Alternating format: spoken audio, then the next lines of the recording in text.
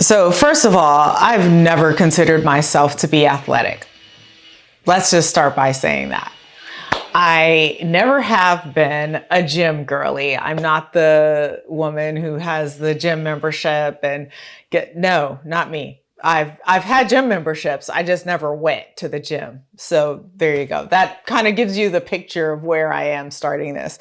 So it is a complete shock to me that at the age of 50 years old, I am finally ready to proclaim to the world that I am indeed athletic. Bum, bum, bum. Yes, I'm athletic. At age 42 years old, I kind of had this epiphany that I'm only going to get older. I know it sounds crazy. You never think that you're going to get older, but I realized at 42 years old that one day I was going to be a lot older than 42 years old and I needed to do something. I had just been informed by my OB that I was perimenopausal. That was news. I didn't even know that was a thing until I was perimenopausal. I knew menopause, but I didn't know there was a beginning to it. So didn't know about perimenopause. It's the same time where my 4 children started becoming more independent, more self-sufficient, graduating from high school, doing their own thing, and needed a lot less of me as mom.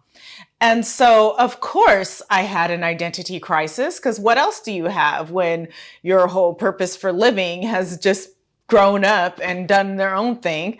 Yeah, you have an identity crisis. And so I struggled with this. It was really difficult for me. There was a lot of crying, tearful nights, and not knowing what to do with myself.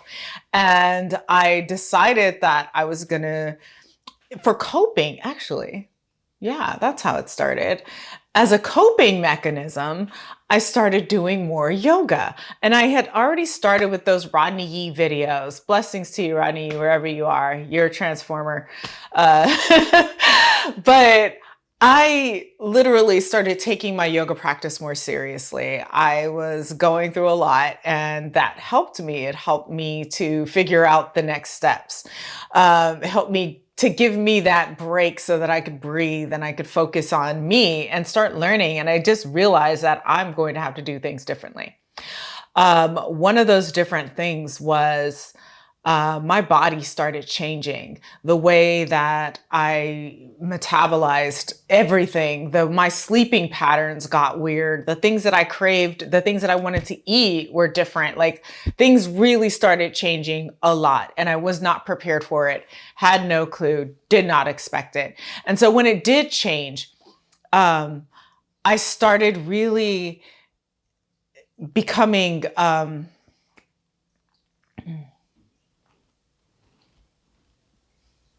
I wasn't expecting the physical changes that came along with perimenopause, and I wasn't expecting the emotional changes that came. I wasn't expecting my kids to grow up. I'll be honest. I thought that I was going to be in that cycle forever, and it wasn't until my daughter, who's the oldest, grew up and started, making her own decisions, that I realized, oh, I got a good couple of years left of this, and I better figure out what to do with myself.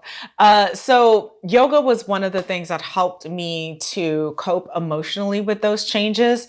And it also helped give me the self-confidence, the self-love, the self-respect. A lot of the things that I had been neglecting about myself, it gave me the courage to go beyond what I thought was possible. And I think a lot of that it's kind of the culture within yoga when you're practicing it in a really authentic way. And I was, aside from Rodney Yee, I kind of learned out of a book. I did not go to yoga classes. This is a story for another time. I'll get into it one day. But because of the situation that I was in, all I had was a book. And in the back of the book, there were classes, and I started following the instructions and reading and learning. And that was the beginning of my purposeful yoga practice, my intentional yoga practice. And that yoga practice kind of snowballed and opened the door for me to explore other types of movements, such as running, which I didn't run my first mile till I was 43 years old. I don't think I'd ever run anything until I was 43 years old. And now today I am training for a marathon, but it took a really long time to get here. I'm 50 years old, so we're talking 7, 8 years of journeying and trying to figure out what next. So another motivating force that pushed me down this road to becoming an athlete was my grandmother's journey. And my grandmother was just the most vibrant, charismatic, exciting, enigmatic person that I've ever known. She was the life of the party when there wasn't even a party. She was incredible. Her health journey and the challenges that she faced is also what inspired me to push myself further than I had in the past. So she started developing health issues that a lot of them were lifestyle based. When we have sedentary lives or we're not eating healthy, making healthy choices around food, those things have a residual effect. They start to build up and you start to have health issues. And so watching her experience that, and she went through this for a very long time. And so what I noticed was the quality of life. It wasn't just so much that, yes, she was alive, but her quality of life was greatly reduced. And so I'm like, well, what can I do to disrupt that pattern that we generally have as we age that affects our quality of life? And hello, it's diet, exercise, and community. Those are the things, you got to keep all three of those things cracking, or else, yes. And not to say that, oh yeah, you can control or you can prevent things by doing yoga. That's ridiculous. Or by running. But there are a lot of things that are tied to diet and exercise. So as long as we can continue interrupting that trajectory of aging, then we do have a lot of power over the quality of our lives. So her journey also inspired me tremendously. And I think, how old was I? Yeah, 44, 45 years old when I decided I wanted to become a yoga instructor. And I did my yoga teacher training, had the most incredible teacher ever and the most incredible community, my Kula, to learn and to go deeper into my yoga practice. And it really has just been the catalyst for a lot of other things, which I don't know that would have happened had I chosen a different path. So sometimes you just got to trust the gut and keep going, right?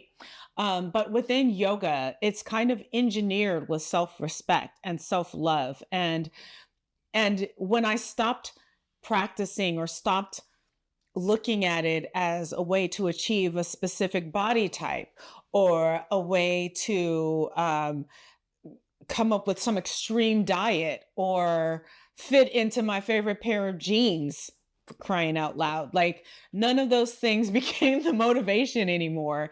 The motivation was, I love this body. I love this life. I respect this body. I respect this life. I want to do it. I want to have this quality of life and I want to help create it and cultivate it in others. And so that's kind of been my drive as a yoga instructor. But it also opened the door for me to become polypassionate about other movement forms. So it's not just yoga. There are a lot of things that I want to explore and a lot of things that I'd like to learn more about.